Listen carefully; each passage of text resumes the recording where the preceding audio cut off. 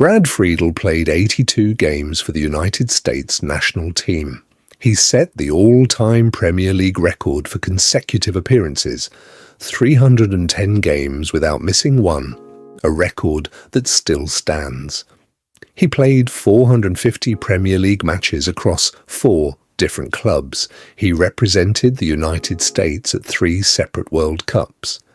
There was one man he could not escape, not because of what happened on the pitch, because of what happened every single day in training for the better part of 15 years.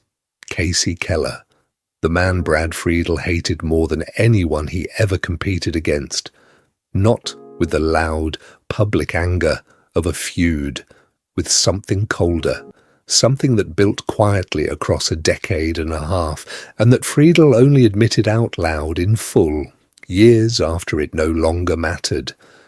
The hatred started before either man had a senior cap to his name. Both Friedel and Keller emerged from American college soccer in the early 1990s as the 2 most talented goalkeepers their country had produced.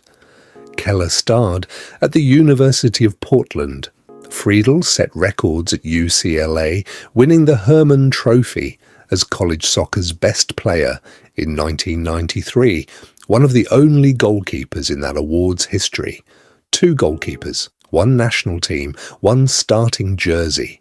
There is no version of football where both men play at once. A team fields 1 goalkeeper. Every other position can be reshuffled, rotated, shared. Goalkeeper cannot. That single fact turned what should have been mutual respect between 2 great players into something far darker. Because Friedel did not just want to play, he needed Keller to fail. Keller broke through first. He became the USA's starting goalkeeper through the 1990s, building a reputation as one of the finest American players ever to play in Europe. The first American goalkeeper to become a regular starter in the Bundesliga, the Premier League, and La Liga. In 1998, Keller did something that made the hatred worse. Facing Brazil at the Gold Cup, with the United States needing a hero, Keller delivered the single most famous goalkeeping performance in US national team history: 10 saves. Several of them point blank. Brazilian legend Romario said it himself afterward. That was the best goalkeeping performance he had ever seen. Friedel watched that night from the bench. He did not get to feel proud of his teammate. He got to sit there and watch the man standing between him and his own career become a national hero for it. That is where the hatred actually lives, not in a single argument, in moments exactly like that one, watching someone else have the night that should have been yours. The hatred came to a head in 2002. Heading into the World Cup, the United States coaching staff had to make a decision, not a rotation, not a split. One man would start every match, the other would not play a single minute. They chose Friedel. For once, Friedel was the one who got to watch Keller sit. He started all 5 matches as the United States reached the quarterfinals, their best World Cup finish since 1930, saving penalty kicks against South Korea and Poland, finishing the tournament 5th among all goalkeepers in total saves. Keller did not play. This should have been the moment the hatred resolved itself. It wasn't. Because Friedel knew exactly how thin the margin had been. He knew the coaches could have gone the other way. He knew Keller was sitting in the same dressing room watching him do the thing Keller had spent a decade believing was his to do. Friedel said it himself years later, with no softening at all. "I hated being a number 2, he said. I tried to be as professional as I could if it ever happened, but I hated it." Read that sentence again. He did not say it was difficult. He did not say it was frustrating. He said he hated it. And the only reason he ever knew what that felt like was because of the one man standing in front of him for most of his career. The hatred did not end in 2002, it simply changed direction. Friedel held the job through World Cup qualifying.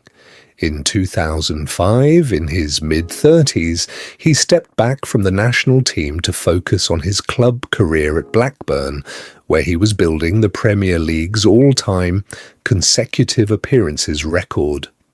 The jersey went straight back to Keller.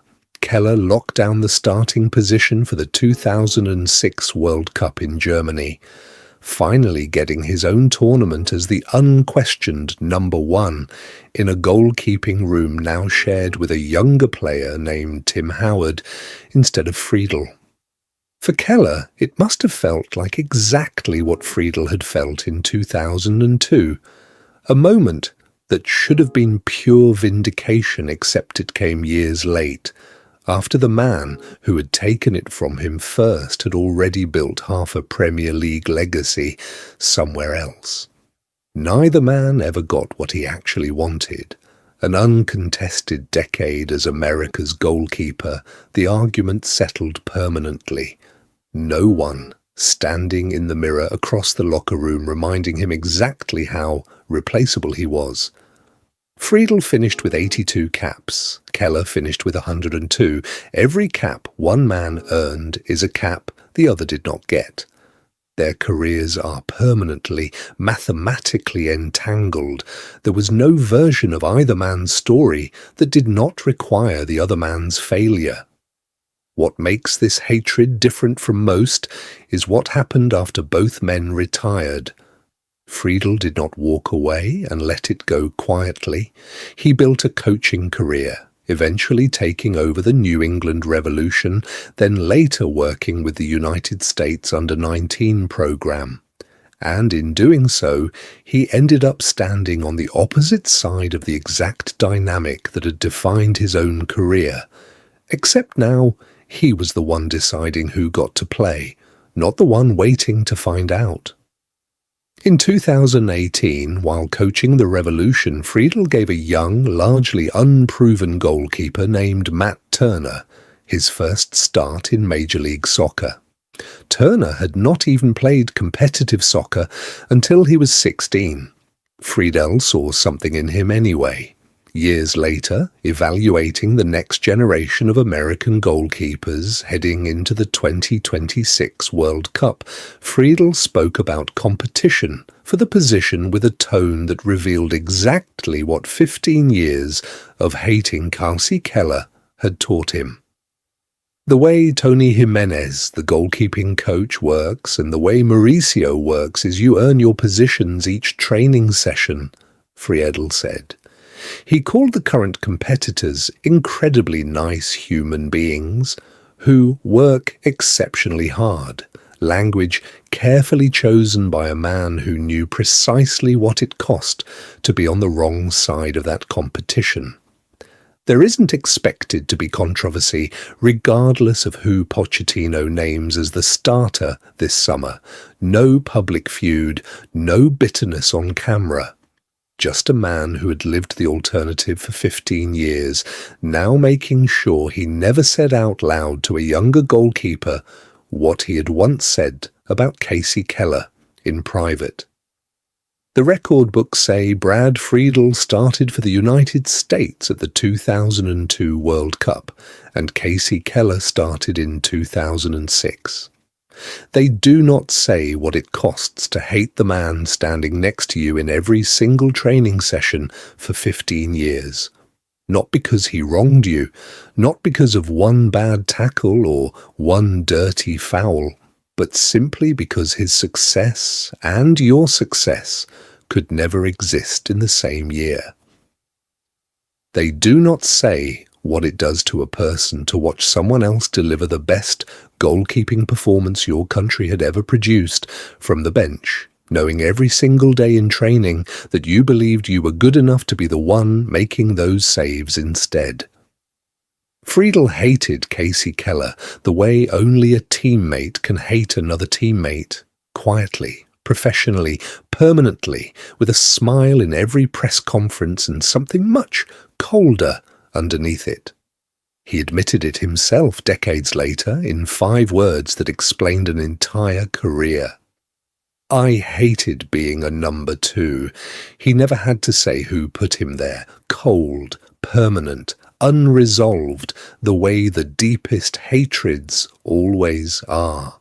If you want more deep dives into the untold psychology behind sports' greatest rivalries, subscribe. The best stories are still coming.